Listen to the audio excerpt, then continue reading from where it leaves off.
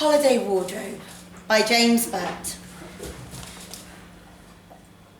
Even in a magic kingdom, pizza tasted the same as anywhere else. Maybe it was intentional. If something was bland, then no one would send it back saying they didn't like it. Maybe that was the reason this fast food place looked like any such place. The same bright lighting, the same plastic chairs, the same bored look on the staff's faces. Same tasteless food. He reached for the menu, wondering if there was anything more interesting he should have ordered. "Paul, I'm talking." "Sorry, love." He put the menu back and tried to recall Tina's last words, hoping that his brain had recorded them. Nothing. Luckily, Tina didn't ask him to repeat what she'd said, but continued weighing up between visiting the castle again or taking a bus tour. Paul thought both might be disappointing. If they'd not paid so much for the holiday, Paul would have broken up with Tina before they went. The place was for children, really, but Tina had wanted to go all her life and he couldn't take that from her. And she'd said the magic would be good for them. He had tried. Now he didn't know what to do. As they queued in the Wardrobe Transit Terminal, Paul realised that not even Narnia could fix their relationship.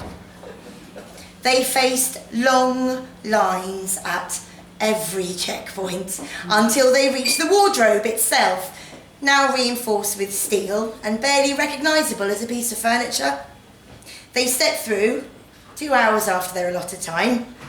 The lamppost was on the other side, the same one that Lucy first found, but the wood around it had been chopped down to make way for the terminal.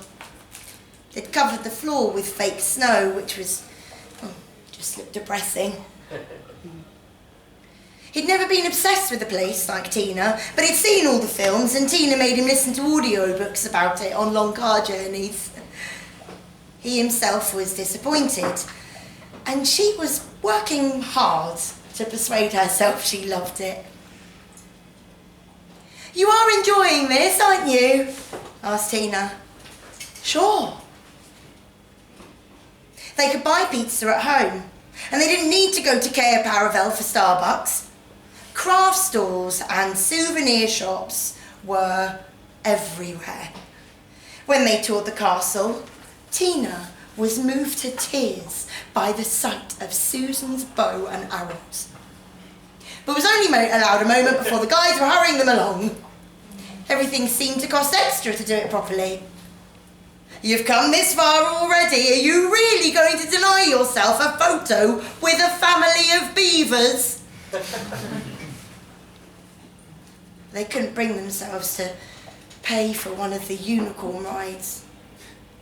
The animals looked so unhappy in tack and bridles, their horns dull and faded.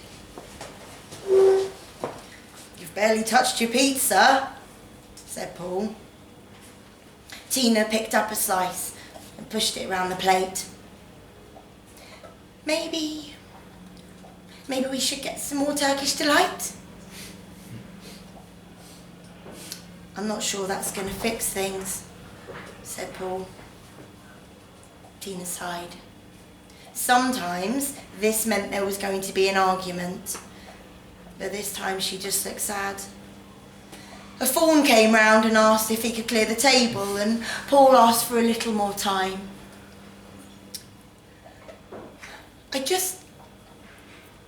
All I wanted in my life was a little magic," said Tina. "But the talking animals look as miserable as people do back home.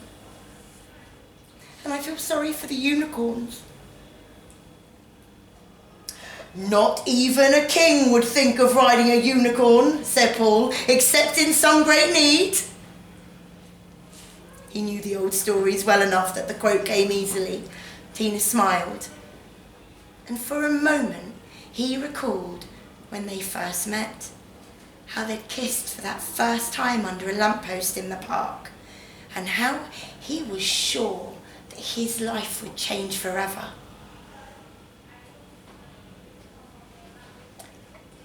We should rescue those unicorns, said Paul. Tina laughed at that. And then what? We could take them to Redhaven and free them there.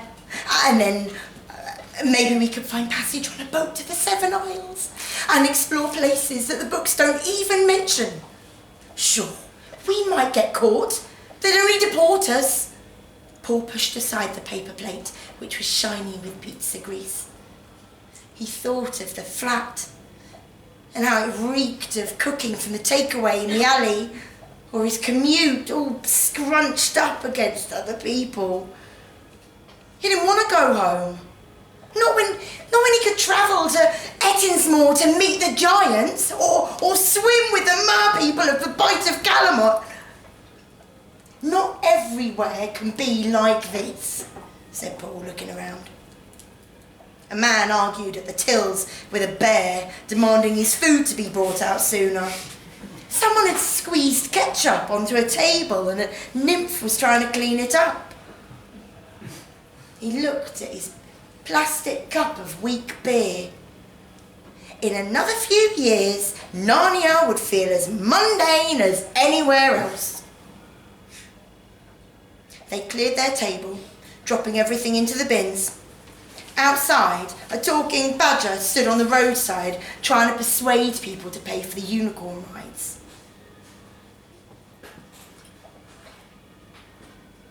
Are you ready? Said Tina.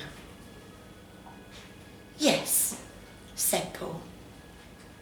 Let's steal a unicorn.